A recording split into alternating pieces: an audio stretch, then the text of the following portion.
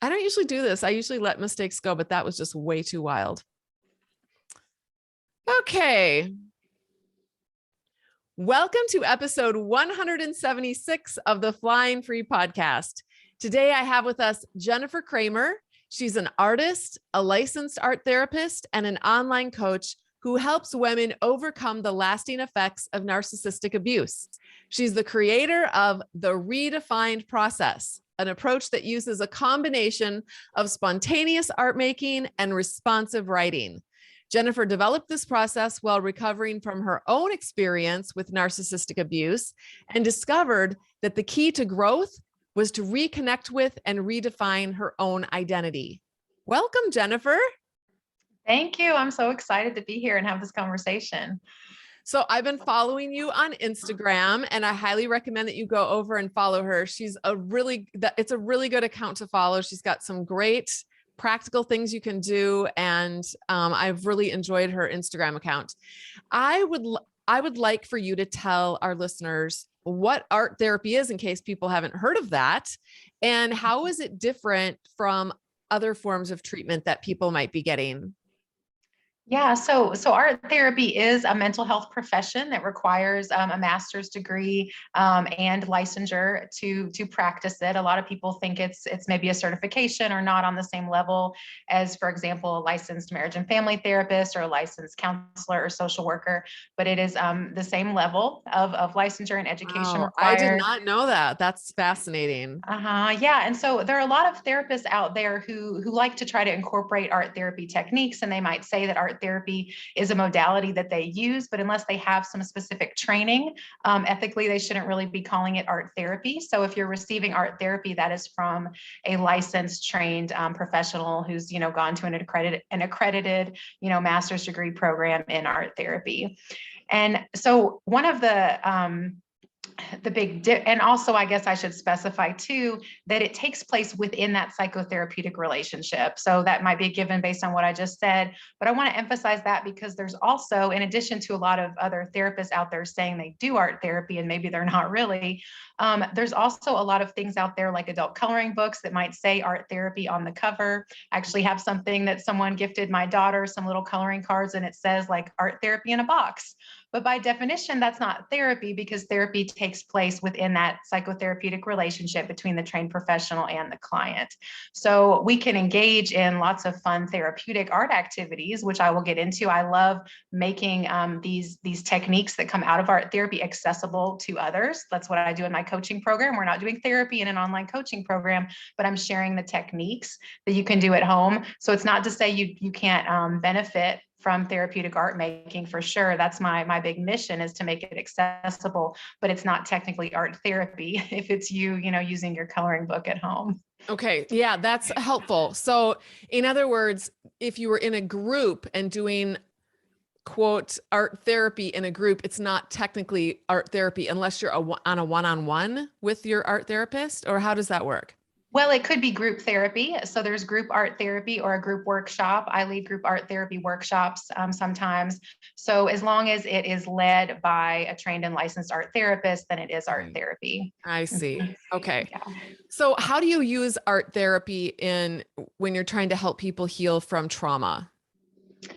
Yeah, so what I always come back to is the basics of art therapy, which has a lot to do with the art media. So a lot of people, go into art therapy and they think, oh, this is just going to be something really relaxing for me to do, and that's the purpose of it, right? Like when you think of painting at home as a hobby, your goal is that you're going to be able to relax, which is certainly, amazing.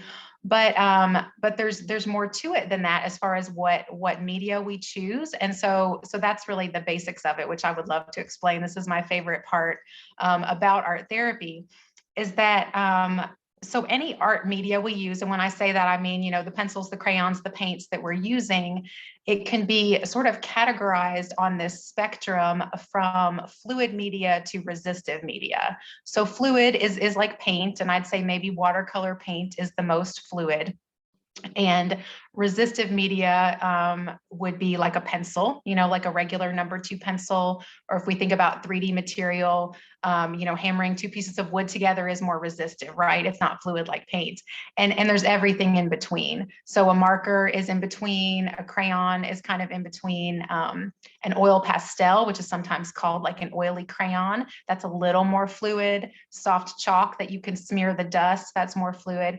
And so the reason why this is important is that the more fluid media is more emotive. It gets us more in our body and in our emotions, and it activates kind of that right side of the brain in a different way. Whereas the resistive media, this makes sense. If you think about it, it's easy to control. That helps us feel more in control.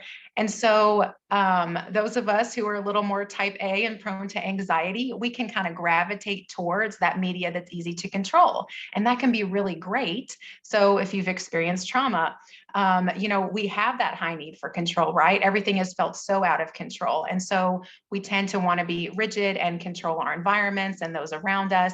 And that can be a great exercise within this art making process to experience that feeling of control simply by making art with pencils. I mentioned the coloring books. If that feels good to you, there's a reason for that. It's because you feel comforted by that ability to control the materials. On the other end of the spectrum, sometimes sometimes I like that, and sometimes I feel very restricted by that, and I just want to like scribble all over the page. Like it induces anxiety for me to try to stay in the lines. And so then it's helpful to for the therapist to note that, or yourself if you're doing art. I hope you take this and can do art yourself with this knowledge.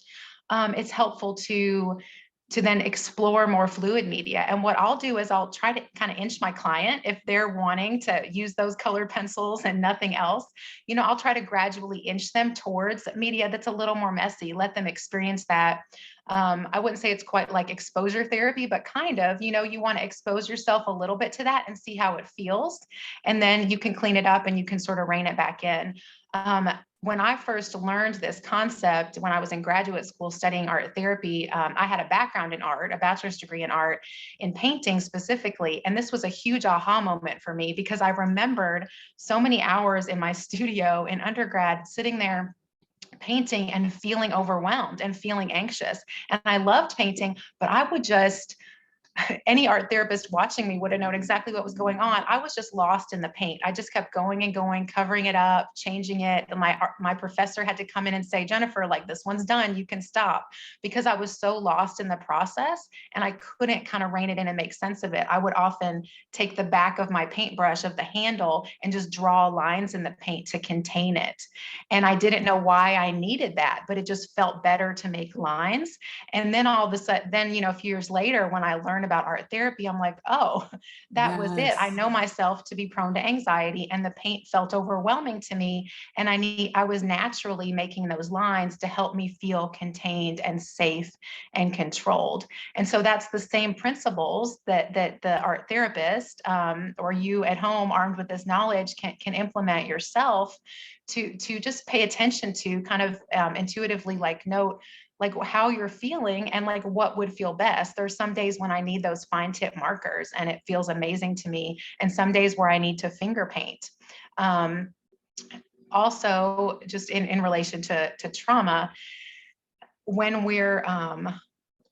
we need to get into our bodies, right? So trauma is stored in our bodies. And I think the most effective trauma treatments, as we know, there's been so much more research in recent years, which is amazing, that we need to access our bodies. There's so many effective therapies like EMDR and others that activate the right and left side of your brain. And we can do that with the art making process as well, whether it's through using the fluid media and then kind of reining it in and being more controlled. Or a process that I teach is, you mentioned when you were reading my bio, the spontaneous art making followed by responsive writing. So I always say we're connecting our feeling brain and our thinking brain. We're opening ourselves up with the emotions, with engaging our bodies with the art materials. And then we're pulling it back into our thinking brain by just responding, just kind of basically free association writing. And we do a sort of dialogue with the artwork, where I encourage clients to ask your art questions, and pretend it's like this other person in the room. And what you're essentially doing in that process is you're talking to different parts of your brain. So those are who are familiar with trauma therapy. We know there's these different parts of ourselves. We've got our inner child, our wounded victim from the abusive relationship, all these, our competent adult, our professional part. And everybody has that, whether you've experienced trauma or not. But in trauma treatment, we want to integrate and connect those different parts. So I speak about it really simply, like I said, the feeling brain and the thinking brain.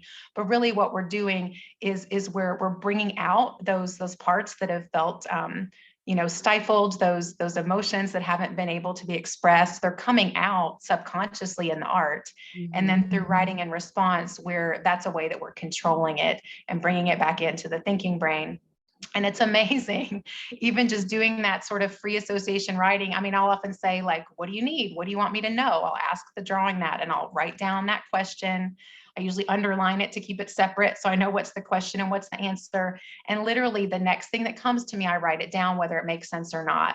And I just keep going like that. And it's amazing, as you write, or after you kind of take a step back and read over it when you're done, it's exactly what you needed to hear. Sometimes, like, oh, I knew that, and here it is in the art that confirms it. Sometimes it's something that wouldn't have occurred to you that day, but it completely makes sense.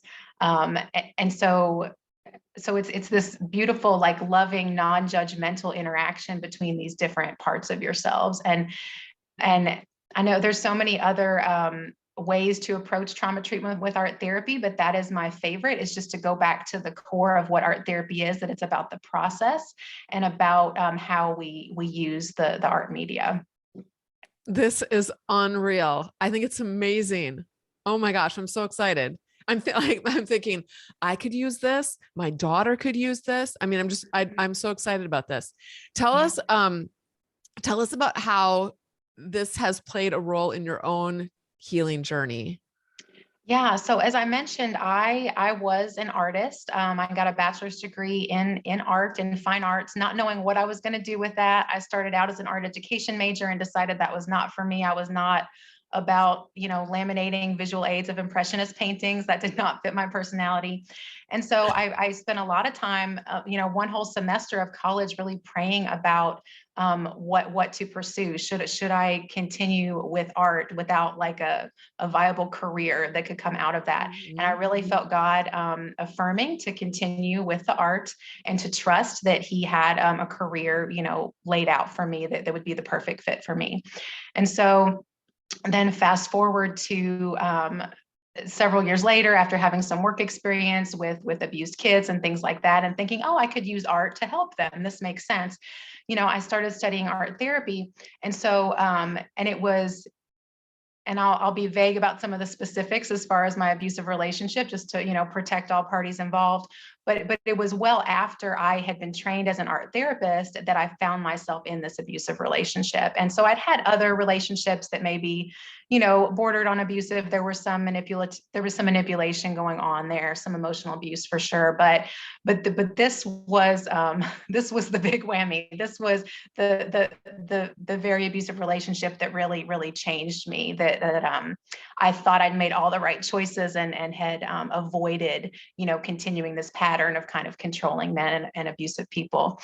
And so after that relationship ended, I found myself like so many of your listeners have experienced, where I really didn't know who I was anymore. My whole life had been centered around, pleasing the abusive person, just very much walking on eggshells. Everything was about the hyper focus on their needs and trying to meet their ever-changing expectations that I really could never meet. And so I was in therapy, and I'd been in therapy before the relationship ended. And that's what helped me really name the behaviors as abuse and get out of that. And as an art therapist and as someone who identified as an artist, my therapist pointed out to me, she was not an art therapist, but she pointed out to me that that I described being an artist as a part of my identity, but I really wasn't doing any art. And actually, that's a part of the ethical code of art therapists, that we need to be engaging in our own art making practice to stay in touch with that process. And so from that standpoint too, I needed to be doing art. And she challenged me in one session. We met on Tuesday afternoons at 1:00. She said, why don't you just make some progress over this next week towards setting up some kind of art making space in your new apartment? I had just moved, was establishing, my new life apart from this abusive person. And when she said that, I mean, it's amazing how we just really need someone else to give us permission to take care of ourselves, right? And so when she said that, I knew that I had this big plan worked out in my head for months, maybe even kind of years on some level of renting a small studio space for myself. And I hadn't had that since college. And that's a luxury that art students get. Is I had 3 different studio spaces at one point provided by the university for 3 different classes. And then you graduate, you don't have that space. And so there's an art center here where I live where I knew they had small spaces that could be affordable.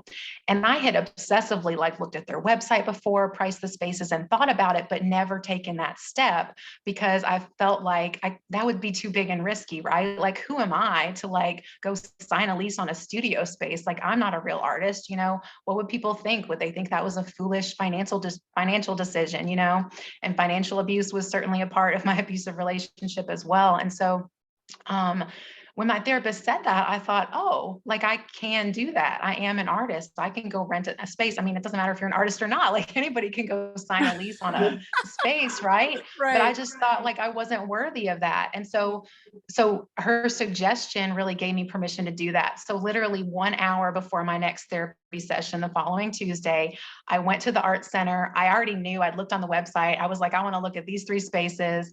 I chose one, I signed a lease, and then I went and told her what I had done. She was, amazed. She just thought I would clear out a corner of the kitchen, and that's where it all started. And I would go to this space, using, my knowledge and training of art therapy. I often joke that I was doing art therapy with myself, but as I already explained, that wasn't technically therapy because I wasn't with a therapist. But I would just go and paint and draw, and I worked really large. I remember my first drawing, I rolled out a huge piece of paper and taped it to the wall so it was really comparable to my body size, and just walked along that wall and just drew with chalk and smeared it and did whatever felt good. And really went back to, like I said, all of the basics of art therapy, that it's about the process. And it's about the process and how you're engaging with the art media. It's not about having a specific end result in mind of how you want it to look. And that was kind of naturally how I approached art anyway. And so I went there and just spontaneously drew and painted. I finger painted quite a bit. I cried quite a bit. And at one point I remembered this responsive writing technique that I said I now use with my clients. And I've adapted it some for the online space and made it a little more step-by-step. But it originated from what's called the studio process by an art therapist named Pat Allen. And she wrote a book called Art is a Way of Knowing, and also Art is a Spiritual Path. She actually, I believe, grew up Catholic and converted to Judaism. And there's a lot of that Christian Judeo theology throughout what she teaches. And she, in Art is a Way of Knowing, she explained it's sort of like a memoir of her own art process. And she's sort of a rogue art therapist that was not all about, art therapists in a clinical setting, like interpreting clients' work. And she was also not all about the whole art school mentality of critiquing each other's work and judging them. As she said, basically like my approach, she said, let's just make art, see what comes out. No judgment, listen to what your art is saying. And so she called the writing process witness writing. So you're witnessing your art and what it has to tell you. And she did this process within group workshops. So within the group, she encouraged her participants to read their witness writing unedited. And she had a rule called the no comment rule, where no one was allowed to comment. It's just you standing in your truth and allowing others to witness what has come out of you. And so wanted to explain that too. So I remembered learning about that in school. I didn't remember all the details, but I just remembered that had been impactful for me when I had practiced it in school. So I started doing that. I just started doing what I explained a minute ago, doing that responsive writing, asking my art questions, and benefiting so much from that. Then a couple of years later, I had an amazing opportunity to display all of this artwork over a period of like 3 years in my little dirty studio space, right? I had a chance to display that in a solo exhibit, which was crazy to me. It started out that there was this particular series of paintings I had created specifically to display, where I was depicting in an abstract way what emotional abuse felt like. It was a series of 9 little paintings, and I wanted to display that. And then they said, well, we have more space for you, Jennifer. Like, do you have other stuff? So I'm like digging stuff out from like the corners, like under the chalk desk, because this was art I had just made for me, right? It was just my expression. And then I thought, how beautiful would it be to be able to share this with others? As abuse survivors, we, it's so important for us to be able to tell our stories and to feel heard and seen. And so that art exhibit was called A Heart Made Visible. And it was a wonderful opportunity for me to fill up the gallery with these works of art. I had some of them custom framed, and to see them, put in a place of honor, framed and on a gallery wall, was such an amazing experience for me. And I had a chance at the gallery opening to share some about the work. And another really important decision I made was it was hard, but I found for most of the pieces, the responsive writing that I had written, my witness writing in response to those pieces of art. I found them all in my sketchbooks and notebooks, scattered throughout my studio. And I hung those pages next to the images. And I edited things out. Like, I wasn't going to include anything that had anyone's name or anything too personal, but it was really important for me to be as vulnerable and open as possible to share this process with others. And around that same time, I was thinking, how could I share this with other women in a workshop setting? And so I led a few in-person workshops sharing this process and a bit of my story. And then down the road, that became the online coaching program that I now have. So I'm literally teaching this process that I went through that was so impactful for me. And it's amazing, so fulfilling to be able to share, that exact process with other survivors of abuse. Do you have oh, we've got like an echo or something. Oh, there we go. Do you have a place where people could see those pictures and the things that you wrote? Do you have any place online or not? Is that just something that... I have a couple of those images on my website, on the blog area of my website. It's jenniferkramer.com. They were posted, images were posted on my Instagram around the time of the exhibit. But that's a great idea. I should go back and gather that again to have it all in one place, kind of a virtual exhibit. Oh yeah, I would love to see that. Mm-hmm. Okay. What role does spirituality play in the practice of art therapy? Because I was just going to say, this is a Christian audience. And so they would be interested to know how that is integrated. Yeah, one of the things I love about art therapy is that in the actual definition of art therapy from the American Art Therapy Association on their website, it's like a paragraph long definition, but they include that it is art therapy is a mental health practice for individuals of all ages, all different backgrounds, that it encompasses the whole being, the whole person, which includes, mental, emotional, physical, and spiritually. And I don't know the official stances from other mental health disciplines, but I love that art therapy specifically notes spirituality. And definitely that is not one specific religion. It is not Christian, but I love that there's the openness to spirituality in general in my profession. And so it's incorporated easily. Something I love about Pat Allen, the therapist that I mentioned, is that she also emphasized, while she's coming more from the Jewish tradition, that's her belief system, she emphasized that not only is that dialogue with your sort of inner self when you're dialoguing with your artwork, but it's also an opportunity for your creator. That's the word she uses, and that's the term I use in my coaching program. It's an opportunity for our creator to speak to us too in that process. And of course, that immediately resonated with me as a Christian, knowing that if I'm doing any kind of self-work, learning to trust my intuition, to listen to myself, to listen to the other parts of my brain, that I have the Holy Spirit dwelling in me. So that is the Holy Spirit as a part of that process. I know some Christians talk about I mean, I think there's all sorts of what I would call toxic beliefs about not being able to trust yourself and not trust your intuition because you are inherently sinful and you can't trust anything about you, you know? And that Yeah. leads to a lot of manipulation and abuse within the church if you can't trust yourself. But you know, hello, like if God's spirit lives, it dwells inside of me, then and I am seeking that out in these sort of processes where I'm listening to myself, then that is a beautiful opportunity for me to hear from God, you know, in a different way. And for sure, for me as an artist, you know, God definitely speaks to me through visual images, through even when I described how back in college I was praying about whether to continue pursuing art. The way God spoke that to me was through, I was praying in a worship service and I looked up at a blank white wall and envisioned like a mural on that wall. And God used that to tell me like pursue art, you know?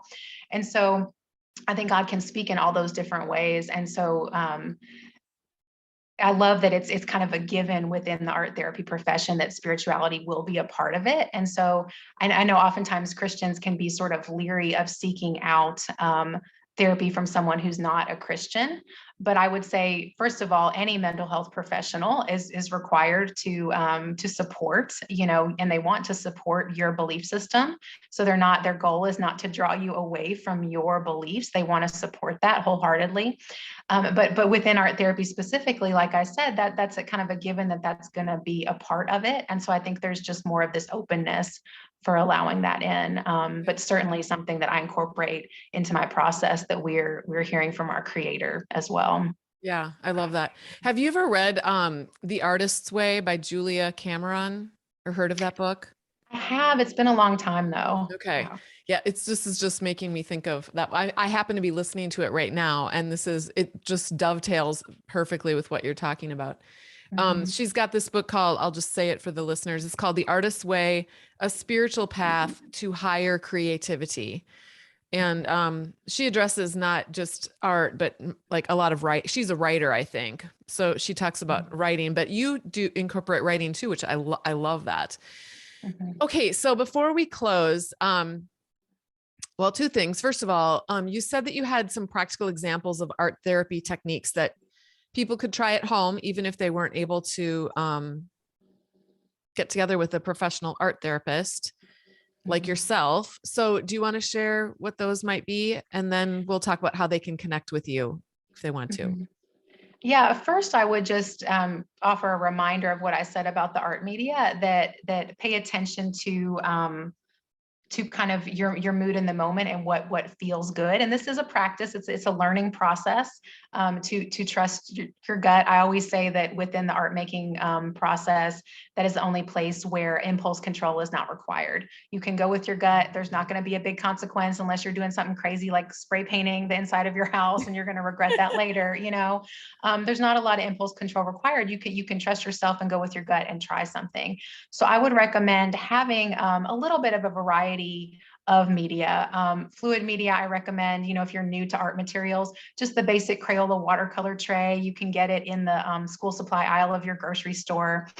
So that's an easy place to start as far as having a fluid option. Then, you know, markers, crayons, colored pencils.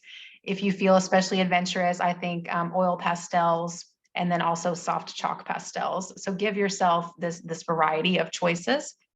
And then and just be mindful of what you feel like you need in the moment, and be free to let yourself play and experiment. That's also something we kind of lose sense of in abuse, is we don't feel like we can play and just be free. And so don't be afraid to be kind of childlike and just play.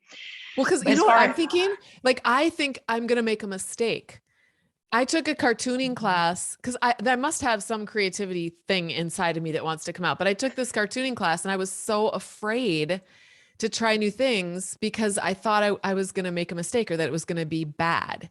So like what Mhm. you're saying, it makes me go, oh my gosh, I could just do whatever I wanted to. I mean, that just feels like partly it feels scary. And then partly it feels like I want to, like, I wish I Mhm. could. Yeah. And if we just keep that mindset of it's about the process, not about the finished product. Now, certainly we reflect Yeah. on the finished product, like in the writing, but it really is about the process and how you feel in the moment. Like if you, I mean, I just pictured like a young toddler playing in the bathtub and splashing. They're engaged in the process. They're not concerned about getting clean. It's the process of just being there in the water. Right. And so we want to focus on that. And the way I first started doing this, and even kind of back in college, I did this a little bit in a sketchbook, like in my room in college, but it's certainly in that little studio space after the abusive relationship. No one else had to see that. I did eventually end up exhibiting it, but that wasn't the goal. It was just so I think it helps to tell yourself no one else has to see this. This is just for me. I'm not going to be embarrassed or judged. This is just a private thing where I'm exploring and playing. And so a practical example of something you can do is literally a scribble drawing. So these are called feeling scribble drawings. This is really a basis of all like art therapists. We use this. It's a go-to. And I do this with every new client. I did a workshop the other day where everybody, the first thing we did was a scribble drawing. And this is what I do like on at least a weekly basis. Last week I was tearing paper into a million pieces and gluing it down and scribbling on top of it. So much about the process. But so with the scribble drawing, you want to take a minute to kind of be in your body and breathe and think about, how you're feeling, and imagine if that feeling was coming kind of from your brain down through your arms, out through your hands, through that crayon or whatever your tool is onto the paper. How would it move across the paper? So if I'm anxious, of course, it's going to be a little more jumpy and have some energy to it. If I'm feeling calm or depressed, it's going to be a slower line. So you can think about the speed with which you're moving your crayon, and also the shapes that you're making. And again, there's no right or wrong here. Also think about what colors you choose. If I love brown and that's my happy color, that might be depressed for someone else, but that's okay. There's no right or wrong there either. So go with your gut in choosing a color. Go with just how your body feels. Let your arms sort of dance across the page to express that emotion. And then engage in that writing in response to it. What are you? What's this red over here in the corner? I hate pink. Why did I use pink? And write what comes to mind and just be open to exploring what has come up. So that's something really basic that we can use as like a feelings check-in with ourselves on a regular basis. Sometimes I do this and the whole process takes an hour or more. And sometimes I will literally make like an X on the paper and that was my scribble. And I still get something out of that because that tells me something about what I'm feeling. And again, I'm able to check in with myself. I could share more examples if you'd like, but that's really kind of a good kind of basic place to start. Yeah. Well, our time's almost up. So, and I really want them to find out how, because I know there's going to be people that are thinking, I want to connect with her. And what do you offer as far as like, I looked over at your app briefly and I saw it looked like you had different classes, but it also looked like you had a monthly membership. So tell us about what you offer and how people, like, what are the different ways that they can get help from you? Yeah, so I have a monthly membership on my app. It's called Redefined by Jennifer Kramer, and that is my kind of core program is included in the monthly membership. So it's a 10-week challenge called the Redefined process, where I walk you through learning that art making and responsive writing process. And the goal is by the end of the 10 weeks, you are more grounded in your sense of self and your identity, because the core of everything I do is that I identified that I was disconnected from my identity, from my sense of self. And that was like the root issue of feeling stuck and still having so many emotional problems and not feeling like I could move forward after the abuse. And so the goal is to help you get started on that path to redefining your identity so you can dream big dreams and accomplish. I always say make your daydreams a reality so you can really start to accomplish your goals, but we have to get grounded in who we are first. So that 10-week challenge in the Redefined membership walks you through that process. As a part of that, I have weekly coaching calls where I answer questions. Every Thursday I'm live answering questions from the community. You have access to community chat with other members, to one-on-one chat with me.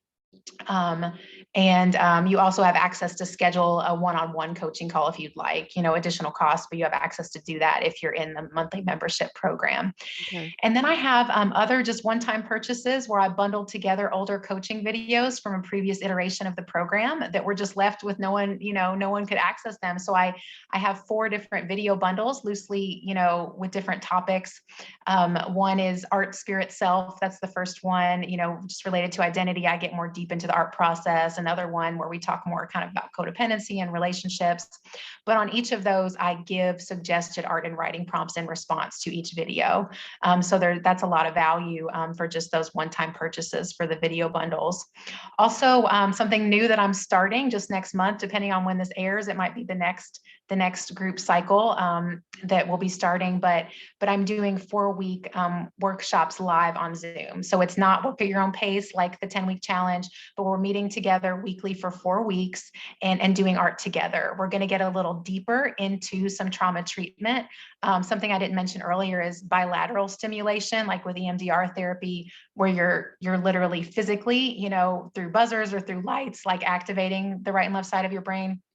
We do that anyway, kind of with the art and writing process, but we're going to get into bilateral drawing in the live Zoom classes. And so to put it simply, that's drawing with both hands at the same time, but there's a lot of different ways to do that.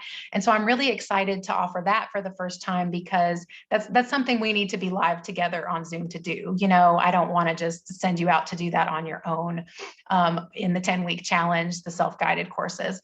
So I'm excited to offer that. That's a new thing available. So many different ways to engage, but certainly my Instagram page would be a great place to start.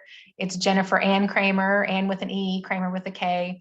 And then my link in bio there is a Linktree link. So it has links to all the other things where you can learn about the app and all of that. Perfect. All right. Thank you so much for being willing to come on here and introduce this whole concept. I had never heard. I learned so much today that I didn't know about, and I'm so thankful to now have this understanding of what art therapy actually is, so that I can I can talk about it with a little bit of intelligence now and refer people to this episode too. So we appreciate your time, and thank you to those of you who are listening. And until next time, fly free.